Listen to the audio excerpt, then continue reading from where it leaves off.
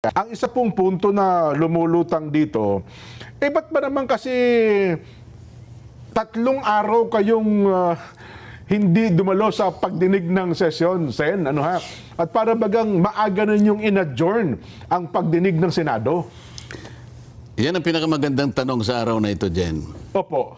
At ito ay may kaugnayan sa napaka-importanting salita na dapat ay huwag makalimutan ng ating mga kababayang nakikinig ngayon. Opo. At sa lahat po ng mga kababayan natin saan mang dako kayo ng daigdig naroroon. Aha. Ang word for the day ay katotohanan. Katotohanan. Truth. Truth. Yes po. Kasi meron pa bang ibang salita bukod sa katotohanan?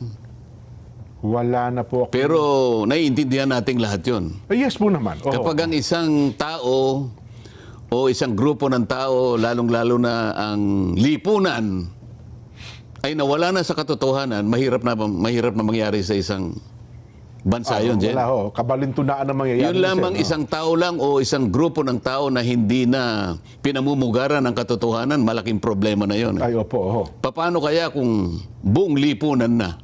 Problemang malaki yan, Sen. Isang pamayanan, isang komunidad, hanggang sa ito ay lumawak na sa buong lipunan.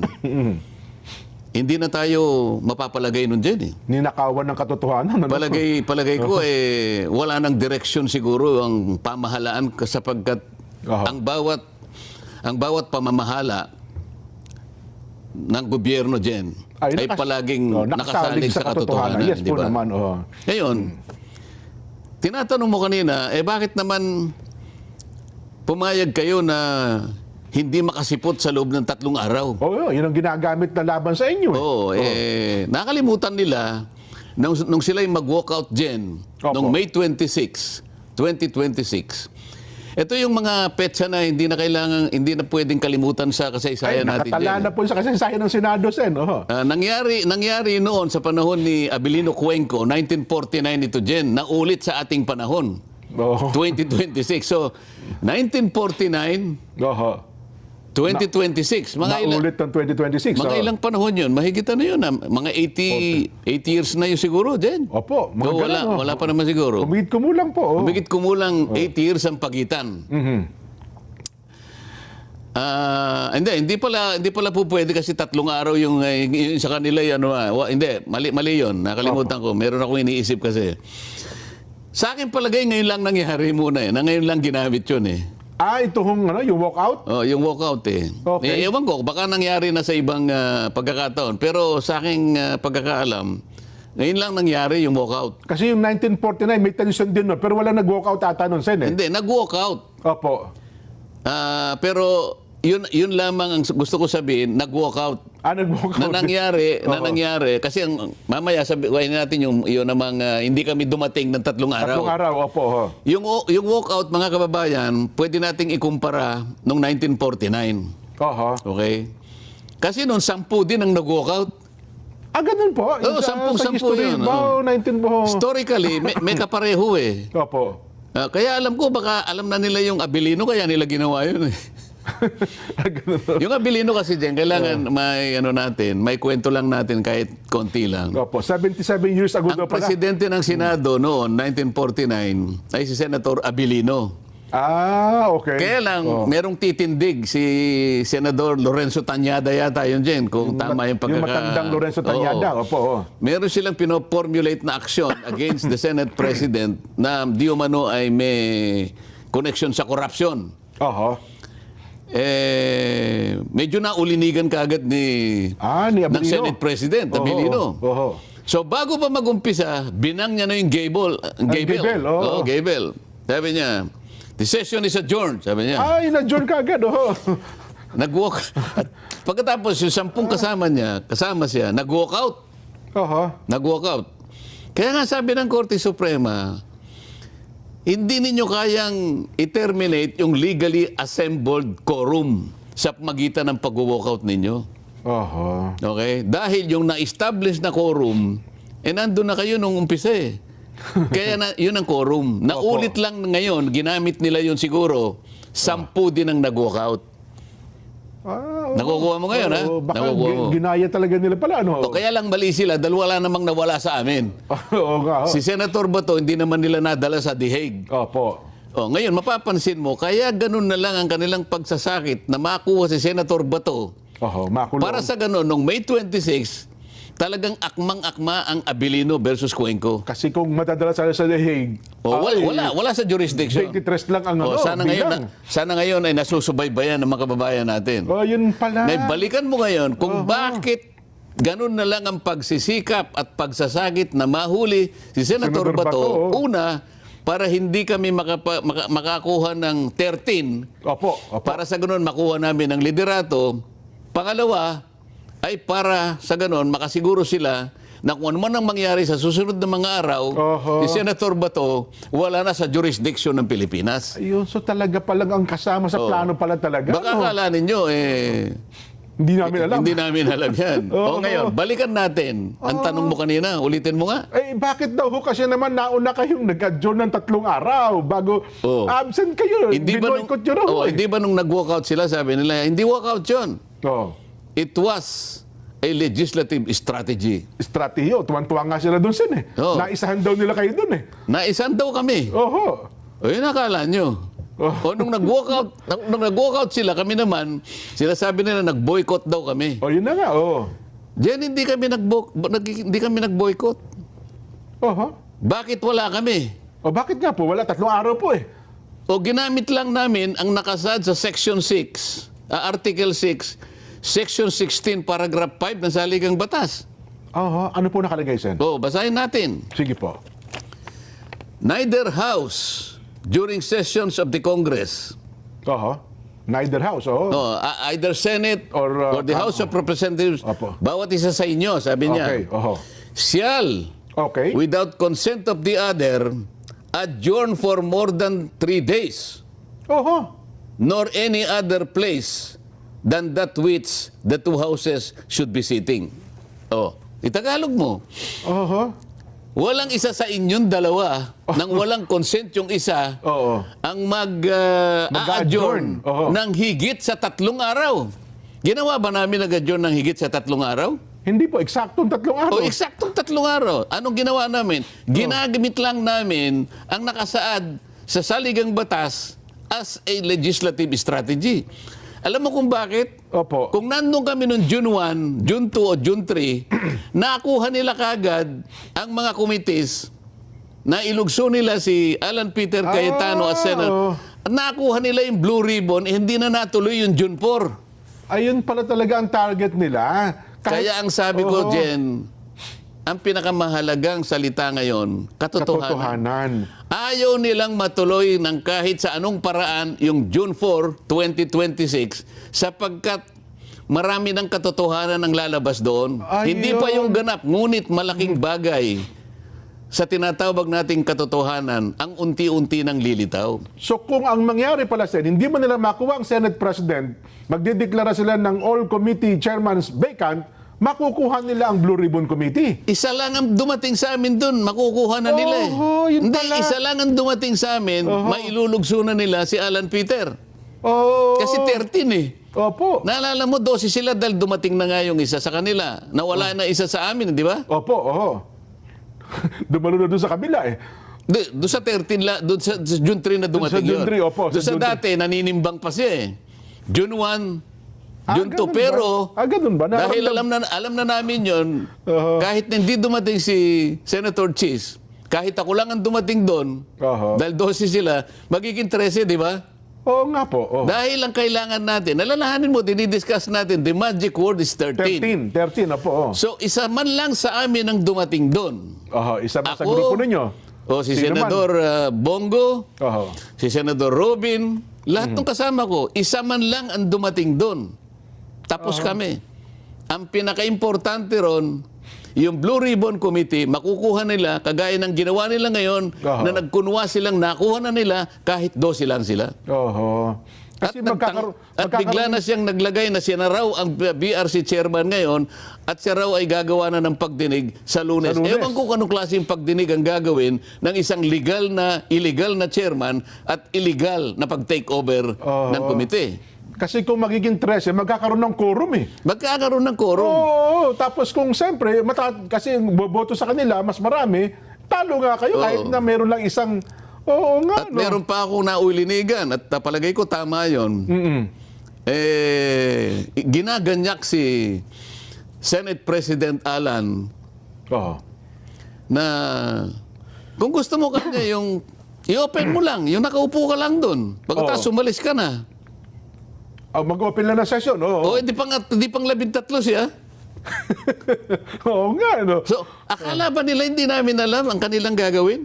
Oo nga, no. Kaya yung strategy na yon, na alam ko, yung sumulat sa saligang batas, nahulaan niya na noong June 3, 2026, maaari namin gamitin. Oo. Isipin mo yung saligang batas kung sino man ang may kagagawan nitong Article 6, Section 16, Paragraph 5, napursin niya na in 1987, nagagamitin namin na cover ito, constitutional cover, para lang yung katotohanan ay matuloy noong June 4.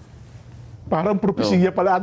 So, ngayon siguro naintindihan mo na, Jen. Ngayon ko naunawa na, oo nga, no. Kaya mga kababayan, ako po'y nagpapasalamat kung sino man po yung Ang may akda niya. kasama noong 1987 Constitutional Commission, kung paano po niya naisip yung 3 araw Na magagamit pala ngayon, ano? na magagamit namin po, mga ilang taon ang dadaan, dekada po ang dadaan, magagamit pala namin constitutional cover.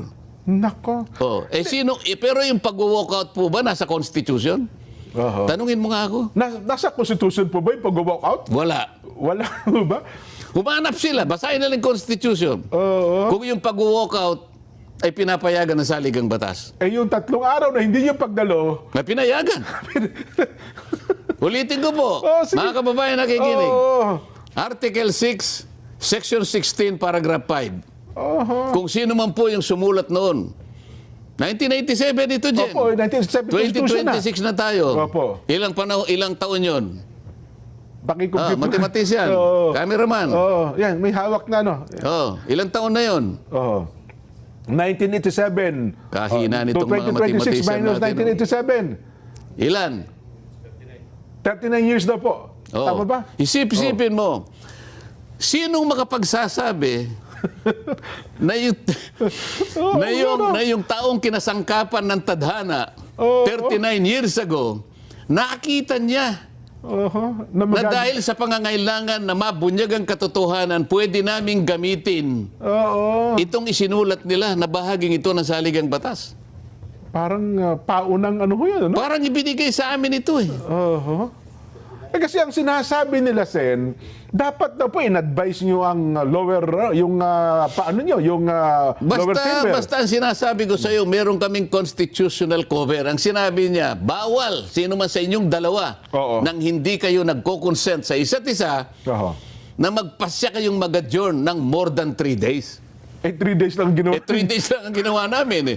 June 1, June 2, June 3, 2026. Protect your brand. Oo nga, no. Baka hindi nila nabasa. Nabasa lang nila, Abilino ko, decision. Yan ang alamin nyo. Pero yung sumulat nito o kinasangkapan ng tadhana na sulatin ang bahaging ito ng saligang batas ay isang anghel. May propesiya siya na magagawa. Di ba? Opo. Sino makakapagsabi na 39 years later, sabi nung gumawa nito, magagamit yan. Magagamit yan. Oo nga, no? Nung mga taong talagang ang gusto nila ay magsiwalat ng katotohanan. Magagamit yan sapagkat kung hindi nila gagamitin yan, lilikutin at lilikutin kagaya nga ng ginawa nilang panlilikot. Kahit 12 na lang. Kahit 12 lang. Sinubukan nilang kunin ang Blue Ribbon Committee. At kamuntik na nga hindi natuloy. Akalain mong merong dumating na sekretary doon, haharangin pa yung pagdating ng 18 ex-soldiers ng ating bansa na nung araw na yun ay tinawag, inimbita para sila ay magpahayag nung kanilang dating na ginawa na hindi pa nakarecord sa aming komite. Kinasangkapan nila pati Blue Ribbon Committee, wala silang pinapasok. Isip-isipin mo, pati staff, lahat ng gagamitin namin. Lahat ng gagamitin. Pati mga stenographer, pati mga tao. Wala, kami na lang, mga staff namin, para lamang mahayag ang ilang bahagi ng katotohanan na matagal na pong hinihintay ng mga kababayan natin. Hindi ko po alam kung matutuloy pa yung mga susunod naming pagdinig sapagkat nagtatangka na nila na pigilan kami dahil hindi raw po kami ang legitimately na may hawak na po ng poder ng kapangyarihan sa Senado. Oho. Kasi yun ang pinalulutang nila ngayon, Sen. Ang sinasabi nila, kayo po ang illegal at bogus hearing daw po yung nangyari kahapon. Bogus. Hindi, ang katotohanan dyan ang dapat na manaig. Yun ang tandaan At pala alam natin. ko, Jeff, alam mo rin ito, sapagkat ito'y napasulat dyan eh. Ay, opo naman. Oo. Di ba? Oho. Ang sabi sa John 8:32. Oho. Itagalog mo ito dyan, ha? Opo. Juan, ano po? John? John 8:32. Juan 8:32. Tagalog ba yung 8:32 ikaw naman? Hindi kasi mas maganda pa pag ganda ng Sen. Spanish yun eh. Opo. Oho. Gusto ko Tagalog. Juan, John 8:32. walo, hindi akma, Sen. Parang Hindi nga itagalog mo. 8:32. Hindi ganun ang pagbasa nun eh. Oho.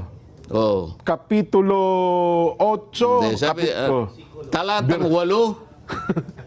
versikulo Hindi 32. versikulo ang tawag dun eh. Basta yun ang ibig ko Opo, sabihin. opo. Sige na. Kailangan malinaw lang ito. Oho. Then you will know the truth, sabi niya. Oho. And the truth will set you free. Yan. O, Tagalog. At kapag nalaman mo ang katotohanan ay magpapalaya sa iyo. Di ba? Tama po ba? That At truth, ngayon, sabi niya, Oh. at malalaman mo ang katotohanan. at malalaman mo ang katotohanan, Sapagkat ang katotohanan ang magpapalaya sa iyo. magpapalaya sa iyo. Oo. Bakit ka palalayain ng katotohanan? Malalaman mo ngayon talaga kung sino ang dapat managot Oho. sa pinakamalaki, pinakamaanumalyang pagnanakaw sa salapi ng bayan. Alam po ninyo, hindi namin alam kung paano i-describe ito eh. Siguro ito po ang pagnanakaw na po pwedeng maisulat sa Guinness Book of World Records. Oho. Bakit po? Kasi po ang magnanakaw dito, hindi katulad ng karaniwang magnanakaw na nagtatakip ng muka o gumagamit ng iba't ibang kaparaanan para yung kanyang pagkakakilanlan Hindi makikilala siya. ay no? hindi. Oh. May tatago Mabunyag. niya. Opo. Oo. At kung minsan gumagamit sila ng kadiliman, lahat. Oho. Madulas sila, gagamit ng ibang kaparaanan. Pero, itong mga nagnakaw pong ito, sa tanghaling tapat po nila ginawa. At hindi po itinago ang kanilang mga muka. Sa At ang tanghaling kasuotan tapat. po nila ay mga pambansang kasuotan. Mga nakabarong pa, no? Oho. At tinatawag po silang mga honorables. Yun. Pero imbes na pagsilbihan po yung bayan, na sumumpa sila na silang magsisilbi sa taong bayan, ang taong bayan po ang ninakawan. Yun po yung description ng isang pagnanakaw na talagang qualified sa Guinness Book of World Records. Oho. Hindi po ba dapat ang katotohanan sa likod niyan ay mabunyag? Yes po. Bakit po nila pinipilit na takpan ang katotohanan? Kahit sa anong kaparaanan, ilulugso yung tunay na leadership ng Senado para sa ganun makuha nila ang poder para yung pagtatakip na yun ay manatili at maibaon po yung katotohanan habang buhay. Oho. Yan po. Pagtanghaling tapat ang init-init talaga sa garden. Buti na lang, na-check out ko na yung pinakamurang sunshade sa Lazada. Yan po. Kaya pala tamang-tama yung sinabi yung talata na yun, Sen, no? At malalaman ninyo ang katotohanan at ang katotohanan ay magpapalaya sa inyo. Para malaman na ng taong Juan bayan. 8:32. So, meron pang isa dyan eh. Ba? Oh. Napasulat ito kasi inimbita namin ng former speaker ng House of Representatives. Oh. Wala po. Sumagot ang House leadership. Kasi pangkaraniwan, ang imbitasyon ay ibinibigay sa leadership ng House. As a Speaker of the House. Oo, Sumagot. sumagot yung Secretary General, siyempre sa kapahintulutan ng Speaker ng House of Representatives. Opo. At ang sinabi nila ay tayo po ay napapailalim sa isang interparliamentary courtesy. Hindi po namin pwedeng idinidecline po namin ang imbitasyon niyo. At tinatanggihan pala nila. Oh. dahil yan po namang mga bagay na inyong pag-uusapan dyan, ay yung iba po ay tinatalakay na po sa mga piling ahensya ng ating pamahalaan, kagaya ng ombudsman at kung gano'n-ganyan. Sumagot din palang office, no? Sa mga tweet, ayaw Opo. nilang ibigay Opo. ang pahintulot na makadalo yung iniimbita namin. Oho. Kasi kasama rin din ng ombudsman at saka yung Opo. Representante po ng DOJ, di ba? Marami po kayo. ombudsman o representative, Opo. yun naman DPW at secretary or representative. Yun naman, Opo. Pati DBM wala naman secretary silang or sinabi, representative. basta na hindi na lang sila dumating.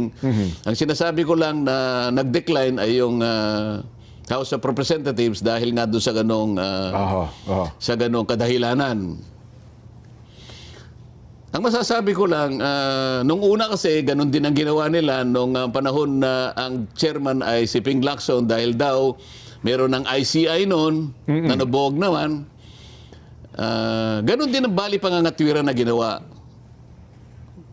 Opo. Eh sabi ko naman, paano hindi natin iimbitahan sa sarili ko lang namang ano ito? Yung sulat kasi dyan, hindi naman naka-address sa akin. Naka-address sa chairman ng Blue Ribbon Committee, si Senador Pia Cayetano. Okay, opo. Pero kung ako si Senator Pia, ang isasagot ko lang, ay sana ganun din ang isagot niya, Jen. Oho. Na yun pong interparliamentary courtesy. Yun po ay courtesya na namamagitan sa panig lang nating mga mambabatas. Oho. Sa mga senador at mga congressmen. Yes po. Or Oho. congresswomen. Kapwa ninyo mambabatas. Oho. Tayo lang ang saklaw noong. Oho. Nung Nung kortesiya na yon. Oho. Pero ang pinag-uusapan natin ay higit na po sa atin eh.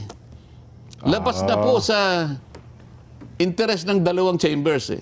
Ng dalawang kapulungan. Ang pinag-uusapan na po natin ang pinakamalaking pagnanakaw na nagawa sa kasaysayan ng ating republika. Oho. Ang pinag-uusapan na po natin, interest ng mamamayan. Bakit po kung kayo po ba'y dumating sa imbitasyon namin, ang ibig sabihin, hindi namin kayo ginalang? Oho. Mas lalo nga kayong magiging bida sa amin eh. Oho. Kasi yung imbitasyon namin, kahit hindi na kayo pinayagan halimbawa ng leadership ng House of Representatives, Eh, pinaunlakan pa rin nila. pero nagpaunlak po kayo, Oho. sa akin palagay, mas bida kayo kaysa noon eh. Ay, tama naman. Kumbaga, handa kong Kaya ang harapin. tanong ko, Jen, Oho. tanong ko rin sa lahat, lalo na sa kanila, ang tanong ko doon sa grupo ng Bendalo, hindi ba paggalang ang pag-imbita sa kanila? Oho. Kung dumating ba siya, nawalan ba siya ng karangalan? Oho. Binastos ba namin siya kung dumating? Tatanungin ka lang eh. Kaugnay ng pagnanais ng taong bayan na makita ang kaganapan ng lahat ng ito. Oho. At katapos-tapusan, mapanagot lahat ang dapat managot dito. Yun lang imbitasyon sa hindi paggalang mo eh. Imbitasyon, hindi mas maayos na pag-iimbita. Di, Kaya nga. paggalang, pagrespeto nga po yun. Ibig di mo ba? bang sabihin, gagamitin mo yung kortesiya na isang pananggalang Oho. laban sa interes ng mamamayan na naghahanap na ng katotohanan? Diyan, ang root word natin ngayon, ang pinaka-importanting salita ngayon, katotohanan. Katotohanan. Magiging sagwil ba yung kortesiya na yan para yung katotohanan ay matakpan? Sa aking palagay dyan, hindi. Walang katwiran na i-recognize mo yung interparliamentary courtesy sapagkat ang nangingibabaw dito yung interes ng mamamayan at ang iyong bansa. Oho. O, anong napasulat yan? Anong napasulat? Hindi ka dumating. Oho. Meron katapat din eh. Ba? Oho. Ano O po ito, yan? mahirapan ka rito. Ano po yan?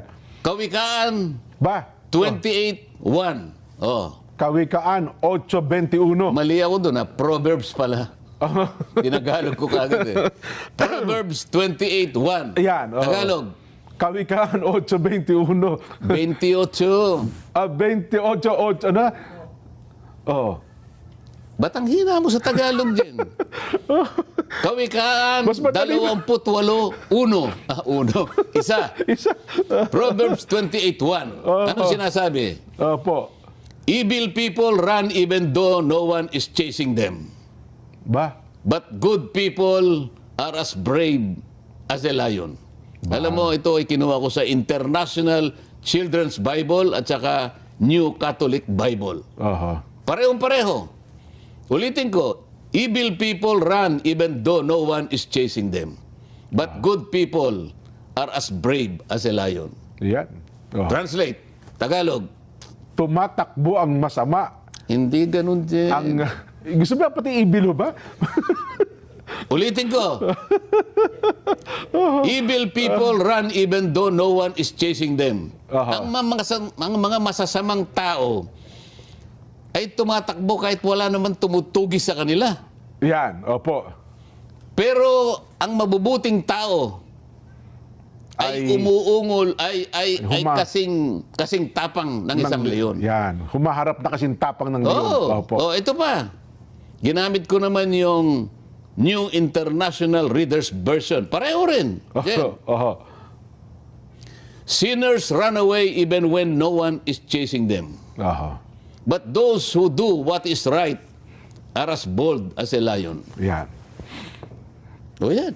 Talagang tumatakbo yung masama, no? Kahit walang Diba? humahabol talaga sa kanila. Umiiwas talaga. Opo. Paiwas talaga. Oho. Isip-isipin mo, wala namang umahabol sa'yo, takbo ka ng takbo. Samantalang yung walang kasalanan, Parang leon talaga hinaharap yan, Sen. No? Oho. Mabigat. Kasi yung matatapang, Sen, ang sabi nila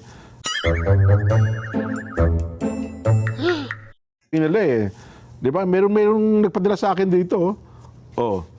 Yun daw mga nagagalit sa iyo ay mga papahiya at mga lilito. Sen. hindi sa akin yan. Alam ko kung kanino referensya. Huwag mong gagamitin yan. Hindi sa akin yan.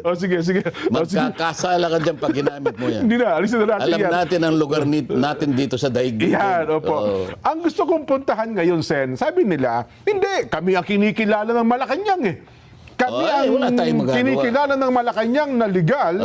Ang pagkilala sa haligang batasan dapat kumilala sa'yo. Hindi dapat kung sino-sino lang. Oho. Sa haligang batas, ang pinakamataas na batayan ng lahat ng gagawin natin sa Senado. Opo.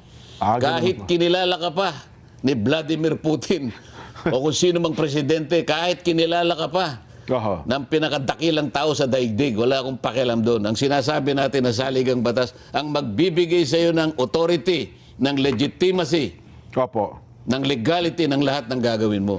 Hindi ng kung sino-sino pa. Kasi merong isang nagsabi, nag-analyze kapag ikaw anya kinilala ng Malacanang, hindi nangangahulugan yan. Lahat ng sangay ng gobyerno ang kumikilala sa kanya, pati ang mga law enforcement agencies.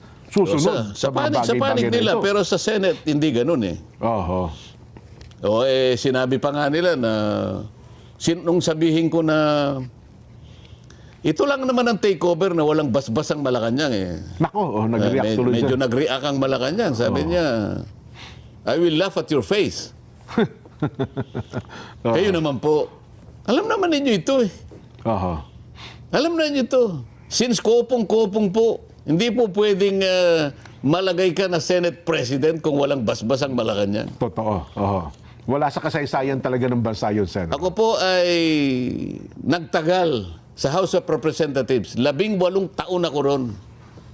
Sa palagay ko, yung tagal ko naman yun dyan, kahit papaano, I have gained the right Yes and po. experience to say this. Wala na pong wala na takipan po. Kahit sino pong presidente, nangangarap lahat. Mapa-speaker, ma-Senate President, talaga pong kailangan ninyo yun. Oho. Hindi dahil sa kung ano pa mang bagay. Kailangan makapag-umpisa kayo na suportado kayo ng 2 leader ng 2 kapulungan ng legislature. Bakit? Meron po kayong tungkulin din na kailangan tulungan kayo ng 2 ito. Oho. Hindi pa kahit sa anumang bagay, kailangan po ninyo 'yon. Kaya wag po kayong magbabalat sibuyas na sasabihin niyo na hindi totoo 'yung sinasabi ko. Oho. Kaya nga po kami nagkakaganito Sa aming pag-aakala lamang na makapaggawa kami ng isang bagay na magtutuwid sa lahat ng pagkakamali, ang katotohanan ay lumitaw. Opo. Hindi po ba? Bago ko pinasimulan ang Blue Ribbon Committee, ay nagpunta ako sa Malacanang at nakausap ko po kayo. Tanda ko pa po ang encouraging words na sinabi nyo sa akin. At ang sinabi ninyo, sana ay magtagumpay ka at inyo pa pong sinabihan yung Secretary Jojo Cadiz. Eileen Masukat, Eli Masukat, na bigyan mo siya ng ating USB na kanyang pagsisimulan. Okay. Ganun po nangyari. Kaya tinupad ko naman po yung mandato hanggang ako po ay matanggal. Yun. At saka, yun naman ang Pero dyan, dapat mag-shift na tayo sa iba. Binabanatan ako ng mga media. ganun ho ba? So sa kanilang pagtatakip sa katotohanan, yung sinabi ko ng marami sa inyo ay bayaran, binubugbog nila ako ngayon. Ito ang ginagamit nila, imbes na pagtakpa, imbes na yung katwiran ay lumitaw, ginagamit nilang pagtatakip ito. Opo. Basahin mo ngayon yung dalawang malalapad na dyaryo dyan. Ang tanging ginawa nila, yung litrato ng session hall na nandun nakaupo yung 18 Marines, yun lang, nilitrato lang. Pero yung sinabi ng lahat ng mga nandoon na mga Marines at saka mga sundalo, kahit isa walang... Yun po ba ay hindi pagtatakip ng katotohanan? Tingnan mo yung dalawang dyaryo ngayon. Yun ang headline, yung litrato lang. Wala nang iba. Ang kanilang ipinagdiwang ngayon ay yung sinasabi ng ibang dating mga Senate President, Franklin Drilon, Coco Pimentel, na yung 12 sa Abilino versus Cuenco ay ganito at ganyan. Actually, sana mga tatanong ko sana sa inyo, Sen, ano ha? Pero nabanggit nyo na rin po naman. Hindi po akong original na nagsabi ng marami sa inyo ay nababayaran. Gusto kong ipakita. Pwede mo masinag ng ano ito, pwede nyo bang ipasinag para makita ang librong ito? Ano ang title ng librong ito na hawak ko? Ayan. Babasahin ko dyan, ha? News for Sale. The Corruption and Commercialization of Philippine Media. Hindi po ako nagsulat nito. Ang nagsulat po nito mismo ay kasama ninyo eh. Ayoko na po magbanggit ng mga pangalan. Babanggitin ko na lang po ang ilan sa mga sinabi nila para lang... Ito po. Just got your iPhone 17 or Pro Max. Malumang ahas. Then, PPC Executive Director said in a report to Press Council members that Manila Times reporters said they believe that up to 90% of their colleagues were open to accepting money given by their sources. The practices, this reporter said, was most prevalent among tabloid correspondents who are among the poorest paid in the profession. Reporters cited the following reasons for accepting bribes. The system itself, they're having gotten used to it, peer pressure, and acculturation, a lack of understanding of journalism and journalism ethics, and the need for cash. When asked about specific cases of media corruption, they know about reporters recited a litany of sins. Reporters receiving monthly retainers from 5,000 to 10,000 pesos. 2004 edition lang po ito, ha? Finance foreign trips, night outs in pubs, sauna baths and restaurants, contract brokered by corporation with promised commissions in exchange. 5 to 6 figure sums paid for various services, even ₱1 million fee, good for 2 years for a group of reporters tasked to set up a consultancy agency by their sources. Napakarami pong gusto kong basahin dito eh. Hindi po ako nagpasimula nito. Corruption is damaging the media's credibility and undermining their potential as an information source and as a tool for strengthening Philippine democracy. The excesses committed by corrupt journalists have eroded the goodwill that the media should otherwise be enjoying because their role in chronicling and making sense of important events in the nation's turbulent history. Instead, corruption is fanning popular skepticism and cynicism about journalism. Many citizens now think that media are grasping and greedy lot, as corrupt as the politicians they report about. Ang dami nito, Jen. So, hindi po ako nagpasimula nito. Ngayon po ay makikita natin ang manifestation as ebidensya. Kagaya na binanggit ko kanina. Habang kami nagsesesyon kahapon, binanggit ni Alan Peter, Senate President, ang iba't ibang mga banners ng mga periodiko, iba't iba, pero hindi man lang sinabi nila na si Alan Peter Cayetano ay siya pa rin ang nananatiling Senate President. Ang ibinubunyag nila ay yung takeover nila.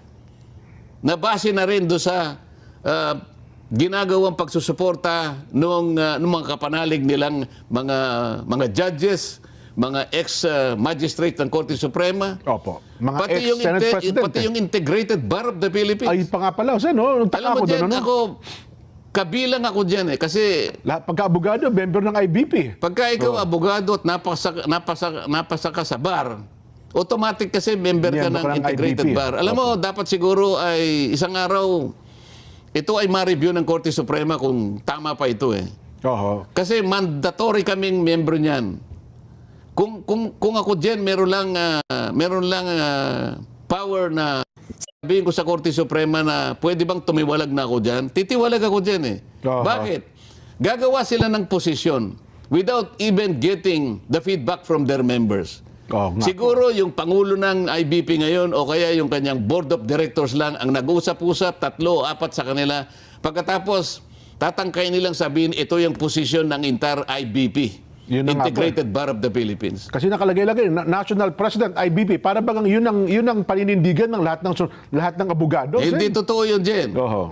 Kailanman hindi magiging paninindigan. Sabi ko nga sa iyo, kahit na mga bar plankers, alam nila na yung Abilino versus Cuenco, hindi aplikable. Oho. Ang doktrinang natanghal dyan, the doctrine that was established in Abilino versus Cuenco, is that any member of the Senate who is outside the Philippines is already outside the coercive jurisdiction of the Senate. Oho. Alam mo kahit sa LGU, Jen, sa mga abogadong nakikinig po, tingnan po ninyo yung La Carlota cases. Pati yung kaso. Oho. Pati yung kaso ng Zamora versus Okay. Caballero. Sinasabi dyan, kapag kayo'y wala sa Pilipinas, ito LGU na lang ito dyan. ha? Local government Wala unit po. kayo sa Pilipinas, you are outside the coercive jurisdiction of the Sandigan Bayan or provincial, Provincial Board Office. panlalawigan. Pamahalaan panlalawigan. Opo. O kahit na barangay council. Yan po yung doktrinang in-establish ng Korte Suprema. Aha. Pag wala kayo sa bansa, you are outside the coercive jurisdiction or order of either the Senate or the respective local government council. Oho. So yun lamang po yung doktrina. Wala pong sinasabi na kung 12 ay po pwedeng maging basihan ng quorum. No. Wala po sinasabi. Ang saligang batas po ang final arbiter. At sa Senado naman po, ang tuntunin ay siya po ang dapat na masunod. Yun. Baka nandiyan yung ating pinano para Kay Direk, discuss sige natin. nga po. Direk, ihabol natin ng ilang minuto. 5, ayan. Sen. O yan, ikaw nagbasa doon sa party ng Verde, Jen. Tingnan mo nga. Palakihin nyo nga yun. Paki-zoom in mo nga yung with 12 senators presented. Yung naka-Verde. Opo. Pwede bang i-zoom yun? Business obsession. Hindi, meron naka-Verde, di ba? Kaya po, paki-zoom mo nga, direct, para na sa ganun ay mabasa natin. Parehas kami malawang. Yan. Para nang sa ganun ay may share natin. Oh. Taas mong konti. Get ready to catch up to 90% off. Para mabasa natin. Oh. Wala, dahan-dahan. Yung nasa Verde. Yan. Oo. Oh. Explaining that of... Hindi yung nasa Verde lang ngayon, yung Ito, with yun the... Mag-umpisa ka sa with. Ayan, yan na nga po. With 12 senators present, Oo. the chair declared the presence of a quorum. Oo. Kasi Opo. ginagamit nila yan dahil 12 Oo. Oo. Tuloy mo. Explaining that of the total membership of 24 senators, 4 senators were out of the country and therefore were not counted in the determination of a quorum. Okay. So, Oh, 4 ang wala, 24 minus 4, 20 na lang. 20, yes po. So, ano yung quorum? 11? Oh, 11 po. O kaya yung 12 pwede na. Sobra pa po So, sa amin. alam nila yan eh. Oho. Ibig ko sabihin, ang doctrinal issue dito, pag wala ka sa bansa, Hindi ka kasama sa hindi ka bilang. kasali. Opo. Oh. Pagkatapos, hindi nila alam yung special session na tinawag ni Pangulong Duterte nung nagkaroon ng COVID-19 Opo. na sinasabi ron 12 din ang ito yung binabanggit nila Oho. 12 din. Pakita mo yung isa ngayon, yung naunang binigay ko sa iyo direct. Para lang makita. Yan. Ayan Yan ba yan, Jen. yung roll call? O, doon sa roll call, ang nandun lang 12, sabi niya. Makikita mo yung 12 ang mga pangalan dyan, ano? Yes po. With 12 senators present, sabi niya sa baba, The chair- declared the presence of a quorum. So, 12 na naman, ano? Yes po, oo. Ginagamit nila yan. Senators Angara, itaas mo. Ayan. Senators Angara, Binay, De La Rosa, Drilon, Ontiveros, Marcos, Pangilinan, Pimentel, Villanueva, Villar, and Subiri were unable to physically attend the session. Okay. Opo. Okay? So bakit nila ginawang with 12 senators? Kasi, Jen, hindi nila sinasabi, 8 dyan sa mga binanggit ko, nag-phone pats. Nag-phone patch. So 8 plus 12, Oho. 20 na naman. Oho. Ano yung quorum? Di 11. Kaya 12, tama na. So, mobra pa ng isa. Yan po yung yan ang hindi nila po sinasabi sa inyo. Diyan po sa 11 na wala, yung 8 po ay nakapag-participate by way of phone pats. Kasi nga po, meron pong COVID-19 noon, kaya pinayagan yan. Oho. Wala pang teleconferencing noon eh. Yes po. Phone patch lang ng So time sa na yun. phone pats po, yung 8.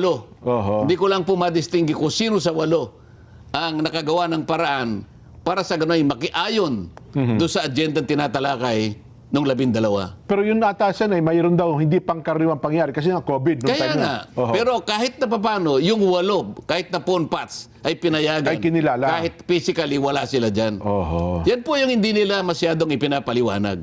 Sa mga tweet, mabigat talagang pananagutan na 13 talaga. Opo.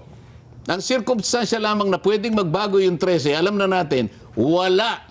Sa bansa. Wala sa bansa. Yung iba naman, true phone pats nakahabol. Oho. So hindi magbabago yung 13. Immutable yun. Oho. It's an immutable rule. Yung quorum ay palaging 13. Labas sa 13, lahat ng gagawin mo, walang quorum. legitimacy, walang legality, Oho. walang regularity. Nako. Pero paano ano mangyayari sa Lunes, Sen?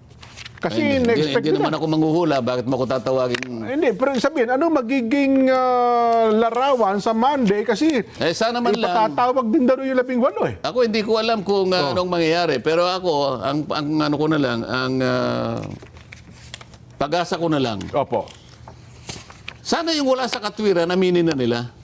Sana maayos namin sa isang paraan na aminin nila kung ano talaga yung nasa batas. Oho. Kung ano talaga ang nasa saligang batas.